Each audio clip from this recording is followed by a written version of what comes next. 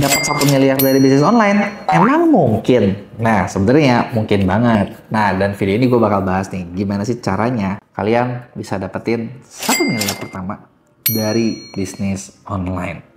Nah, sebelum kita mulai bahas nih, dapat 1 miliarnya kayak gimana? Sebenarnya gini, zaman sekarang tuh bisa dibilang cara bisnis kan beda-beda, bener nggak? Nah, 1 miliar ini kita bisa bagi nih. Cara pertama adalah kalian memang dapat profit atau yang namanya untung, bener nggak? Kalau generasi lama, generasi gue ngejarnya kayak sini nih. Nah, ada lagi kalau generasi baru, generasi muda. Mereka kadang nggak ngejarnya cuma dari profit. Tapi yang dikejar adalah valuasi. Nah, apa nih valuasi? Pasti tahu lah, kalau valuasi itu kan sekarang yang lagi banyak dibahas para startup adalah jualan perusahaan. Jadi perusahaannya senilai segini, ya nanti nggak tahu sih jadi duit atau nggak bisa dijual gitu. Tapi kita bakal bahas sebenarnya, bisa nggak sih dua-duanya? Ya bisa banget.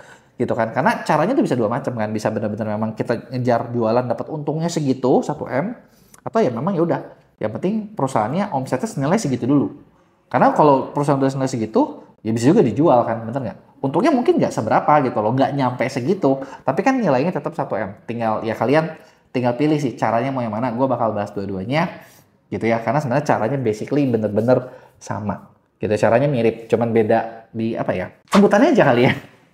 Gitu. Nah, kalau misalnya kamu mau bikin bisnis yang jangka panjang gitu ya, kalau yang gue pelajari ketika kita jualan atau bisnis itu simpelnya gini, buat dapetin duit besar atau mau dapetin duit kecil, konsepnya sama aja. Buat bisnis tuh sumbernya cuma dua. Satu, kalian cari kebutuhan yang lagi dicari banyak orang.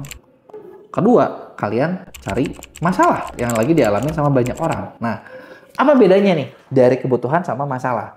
Kalau kebutuhan, enaknya gini, kadang ketika kita udah tahu nih lagi banyak yang butuh sesuatu gitu ya, ketika kita punya, orang udah langsung beli, enak banget gitu loh, bener nggak? Nah, tapi masalahnya adalah semua orang juga tahu kalau itu jadi duit. Jadinya biasanya kalau yang dialamin adalah marginnya lebih kecil gitu ya. Bisa sih gede juga gitu, tapi biasanya marginnya lebih kecil. Tapi enaknya, ini ada enaknya menurut gua. Enaknya adalah effortnya kadang lebih sedikit, karena itu bener-bener lagi kebutuhan. Contoh gini, lu bayangin deh, misalnya kalau satu negara, total lagi kekurangan air minum. Nggak ada air minum bisa diminum sehat. Gitu ya. Air yang ada tuh menyakitkan gitu ya, meracuni gitu ya. Terus kalian menemukan sumber air. Berapa untungnya bakal didapat? Gede banget.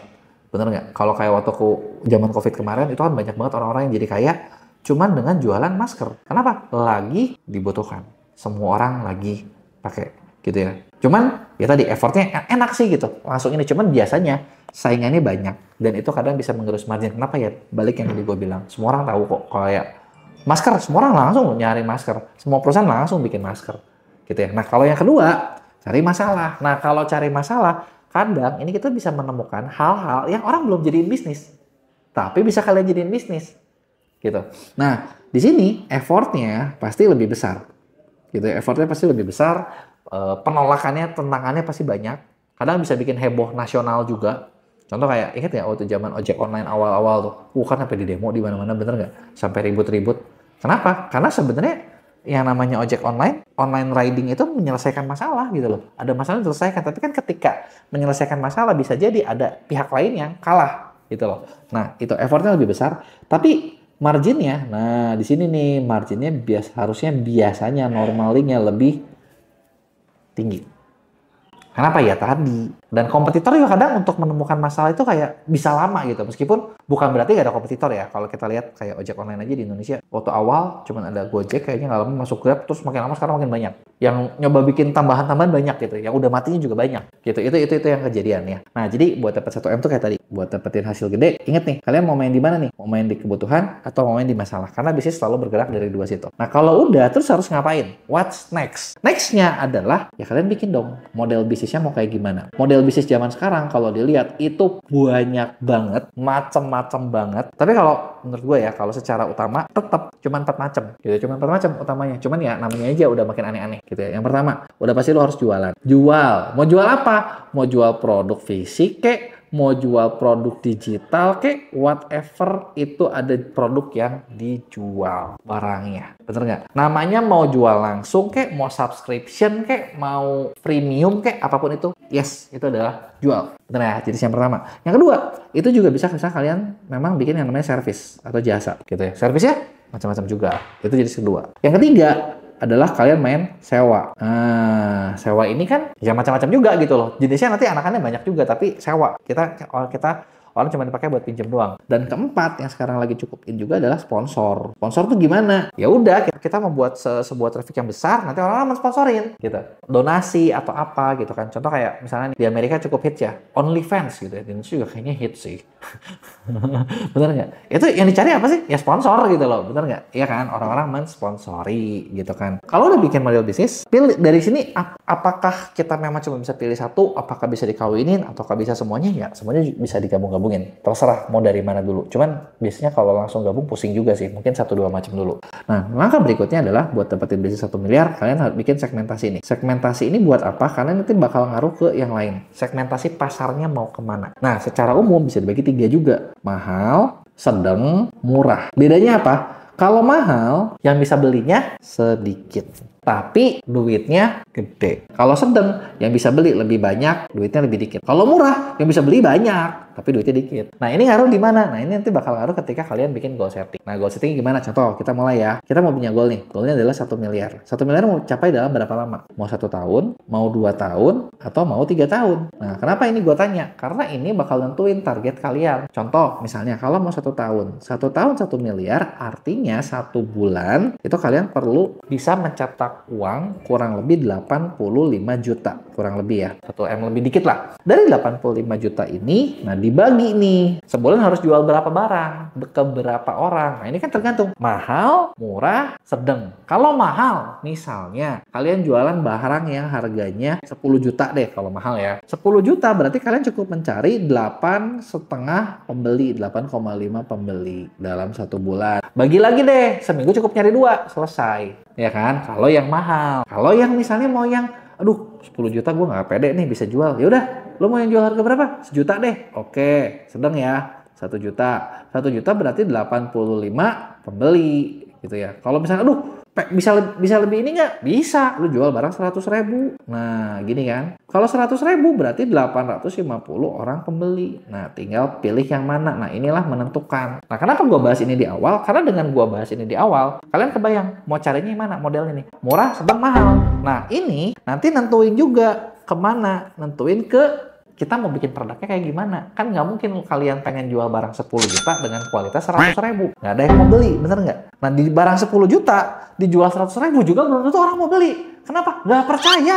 Disangkanya palsu, bener nggak? Iya kan? Nah, dari sini barulah kita tentuin. Oke, gue udah tentuin nih. Misalnya, gue mau jual barang yang mahal. Atau sedang deh. Sedang, oke. Berarti kan kita cukup nyari 85 orang, harga barangnya 1 juta. Nah, 1 juta di sini. Sekarang gini, kalau sedang, kualitasnya udah kebayang nggak sih produknya kayak gimana?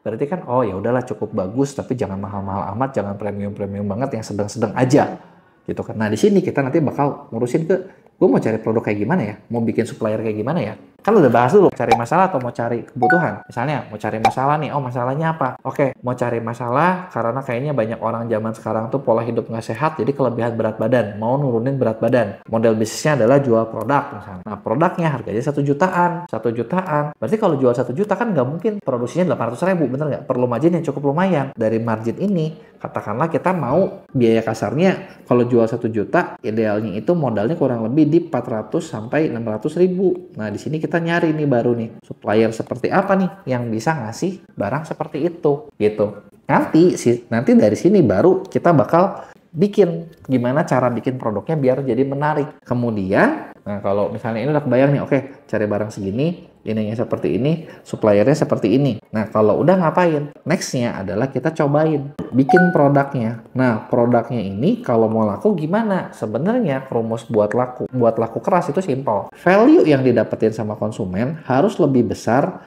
daripada harganya. Jadi kalau kalian tadi jual harga 1 juta, bisa nggak bikin konsumen ngerasa value ini di atas 1 juta? Itu PR-nya. Misalnya diapain? Kalau tadi kita ngomong produknya produk berat badan, ya udah. Kira-kira orang butuh kalau berat badan apa ya? Oh, orang mikirnya mungkin kayak ada suplemen. orang mungkin perlu ada olahraga, orang mungkin perlu apa, perlu ada konsultasi ahli gizi apa. Bisa nggak kita paketin semua itu, jadi mereka ngerasa kayak, wah ini bayar 1 juta tuh worth it banget. Kalau kita udah bisa bikin orang itu ngerasa worth it banget, itu disinilah ini bakal gampang lakunya. Tapi kalau misalnya ini kita nggak merasa ini nggak worth it, nah ini orang bakal ngerasanya susah gitu ya. Bayang ya, cara strategi kayak gini ya. Nah terus kemudian gimana caranya nih kalau misalnya kita udah nyobain, terus gimana kita bisa tahu ini laku atau enggak? Ya teman-teman cobain yang namanya tes pasar. Jadi produk yang awal ini kita punya prototype, ya kalau kayak perusahaan mobil juga kan dia punya bikin prototype nih 1-2, bener nggak? Prototipenya dicoba dipamerin, dijual, ditawarin ke orang mau beli nggak? Orang suka nggak? Lihat responnya seperti apa. Tes pasar ini caranya bisa 2 macam. Ada yang kita bayar pakai uang, ada yang kita bayar pakai keringat. Maksudnya gini, kalau misalnya teman-teman pengen pakai keringat, ya udah bikin dulu sampel produk 1, tawarin satu-satu. Kemana? Ke berapa orang? Ke 1 orang, ke 2 orang nggak cukup. Coba tawarin ke 100 orang. Dari 100 orang kita bakal lihat responnya seperti apa. Gitu kan. Lebih bagus kok orang nggak dikenal. Kenapa? Kalau orang nggak dikenal, mereka nggak ada beli nggak enak. Masalahnya kalau yang namanya kita bikin produk, kan nggak mungkin bikin sekarang, karena banyak orang nggak enak belinya gitu. Kita pikir laku, terus kita bikin banyak. Ternyata semua orang beli nggak enak, dan nggak enak kan nggak akan beli terus-terusan, bener nggak? Makanya carilah orang nggak dikenal. Atau pakai uang. Nah, bedanya apa? Kalau pakai uang, kita coba jalanin iklan online. Mungkin modal 100.000, 200.000 cukup. Gitu, nggak pakai keringat. Sehari 2 hari udah ketahuan respon pasarnya seperti apa. Gitu kan. Di sini juga jangan bikin promo yang aneh-aneh. Kalau bisa chat ke WhatsApp aja biar kita tahu responnya. Dari sini baru kita bisa evaluasi nih. Kira-kira model bisnis kita tuh bisa jalan nggak? Kalau jalan, terusin scale up. Kalau nggak jalan, ya udah ganti lagi gitu. Jadi di sini nggak butuh modal yang banyak, tapi bisa dengan cara yang sederhana. Terus ini kan secara gambarannya nih. Kalau secara detailnya gimana? Nah detailnya itu bakal kita bahas di video-video lainnya. Jadi tungguin ya.